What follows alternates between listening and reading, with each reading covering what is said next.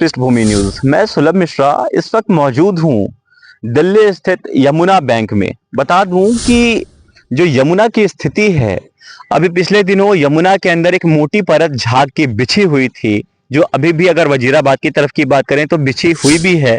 स्थिति ये है कि पानी का रंग कतई काला हो चुका है। अगर बात करें नदी के अस्तित्व की, लगता है मानो इसके अंदर किसी ने फुर्सत से कोयला घोला हो। स्थिति ये है कि यहाँ पे खड़ा रह पाना भी हमारे पूरे टीम के लिए भी दुभर है। और दिखा दें कि यहाँ पे कूड़े का कचरे का अंबार लगा पड़ा है और जगह जगह पे ये कूड़े का ढेर लगा हुआ है। और जो नदी है वो पूर्ण तौर पे अपने अस्तित्व को बचाने की लड़ाई शायद लड़ रही थी, जो अब नाकाम हो चुकी है। चूंकि बताते चलें कि नदी के भीतर इतनी गंदगी हो चुकी है, और कहते हैं ना कि गई भैंस पानी में, तो देख सकते हैं तस्वीरों के माध्यम से कि भैंसें वाकई में पानी में जा चुकी हैं। और अगर इंसान अगर अपने हाथों से इस पानी का इस्तेमाल करे या अगर स्नान करने की अगर मनसा भी लेकर के भीतर अगर चला भी जाए, तो वाकई में चर्म रोग होना बिल्कुल संभव है। क्योंकि ये पानी की स्थिति ऐसी हो चुकी है कि यहाँ पर इतने टॉक्सिन्स और इतने जहर घुल चुके हैं नदी के पानी के भीतर कि यहाँ पर अब स्नान करने की तो बात छोड़ें, अगर पानी का अगर कांटेक्ट भी होता है लोगों को, तो वाकई में चर्म रोग लाजमी है कि हो सकती है।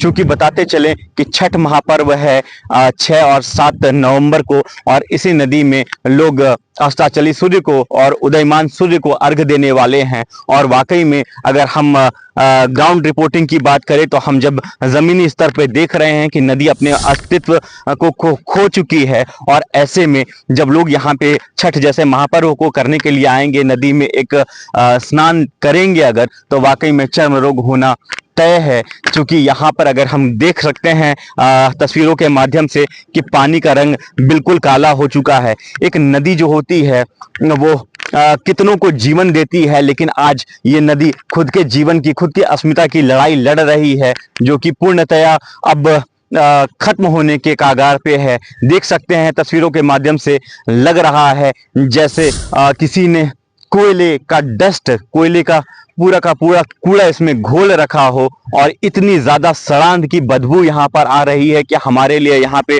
ज्यादा देर खड़ा हो पाना भी मुमकिन नहीं है। बावजूद इसके अगर सरकार चुप है, आंखों में नींद लिए बैठी है, तो वाकई में ये चिंता का विषय है। क्योंकि अगर बात करें तो सरकार साफ तौर पे ये भी कहती है कि हम गंगा बचाओ अभियान और नदियों को बचाओ, नमामि गंगे जैसी योजनाएं जब लेकर के सरकार आती है, और ऐसे में जब हम दिल्ली के भीतर यानी राष्ट्रीय राजधानी के भीतर जब यमुना की स्थिति इस तरह की देखते हैं, तो बाकी राज्यों की, बाकी प्रदेशों की, बाकी स्थानों की हम क्या ही बात करें, जब हमारे राष्ट्रीय राजधानी के भीतर यमुना की इतनी बदतर स्थिति है, जहां पर वाकई में इंसान का खड़ा रह पाना भी मुश्किल है। सिर्फ जानवर ही इतने हिम्मत दिखा पा रहे हैं, हिम्मत जुटा पा रहे हैं कि वो नदी में प्रवेश कर जा रहे हैं। वैसे बताते चले यहाँ पे किसी इंसान का वाकई में प्रवेश कर पाना लाजमी बिल्कुल ही नहीं है। और वाकई में ये अपनी अस्मिता की लड़ाई लड़ रही है।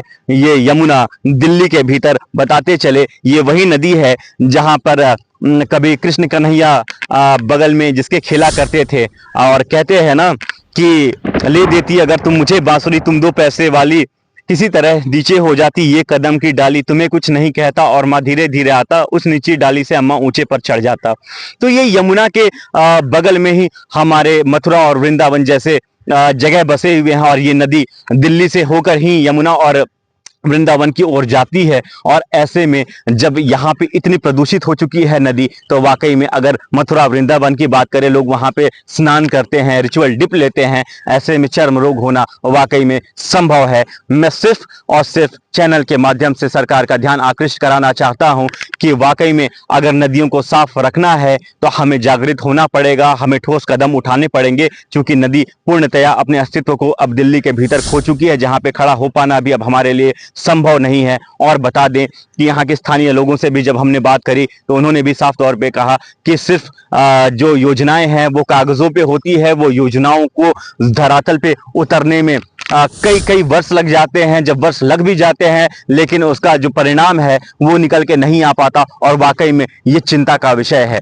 क्योंकि जब नदी राष्ट्रीय राजधानी में दम तोड़ चुकी है, ऐसे में हम और नदियों की अगर क्या ही बात करें, जब राष्ट्रीय राजधानी का ये मंजर है, ये स्थिति है वाकई में, जहां पर बिल्कुल ही कुछ दिनों पहले की बात करें तो एक झाग की चादर जो थी वो पूरे नदी के ऊपर बिछी हुई थी। वो चादर भी लगभग 1 से 2 फीट की चादर थी। वो बिल्कुल जहर घुल चुका है नदी के भीतर, जहां पर अब हमारे लिए कुछ देख पाना, क्योंकि जो कचरे का अंबार है वो लगातार इसके किनारे बढ़ते जाता है। और स्थानीय लोगों से बात की हमने तो उन्होंने कहा कि छठ के पहले 2-4 दिन पहले इसकी साफ सफाई करा दी जाती है, लेकिन जो जमीनी हकीकत ये है कि पानी की स्थिति जो है वो यथावत बनी रहती है, उसमें उतना ही दुर्गंध रहता है और उतनी ही ज्यादा कचरे का अंबार जो है बह करके आता रहता है। और जो बताते चले कि दिल्ली की स्थिति फिलहाल ये है कि जो इसकी यहाँ की एयर क्वालिटी है वो वाकई में बद से बदतर हो चुकी है। अभी अगर बात करें पिछले दिनों की, तो अभी दिल्ली की जो एयर पॉल्यूशन थी वो अभी इंडेक्स में अगर हम बात करें तो 292 पे, AQI 292 पे चला गया था। कई दिल्ली के हिस्सों में ऐसा भी था जहां 346 यानी कि 346 पे भी एयर क्वालिटी इंडेक्स चला गया था, जो वाकई में जानलेवा और खतरनाक है। यानी कि कहीं ना कहीं पे दम घोंटू हवा जो है इस वक्त दिल्ली के भीतर है, और नदी भी अपनी अस्मिता को लगातार खो रही है। बाकी खबरों के लिए आप जुड़े रहिए पृष्ठभूमि न्यूज से। मैं सुलभ मिश्रा।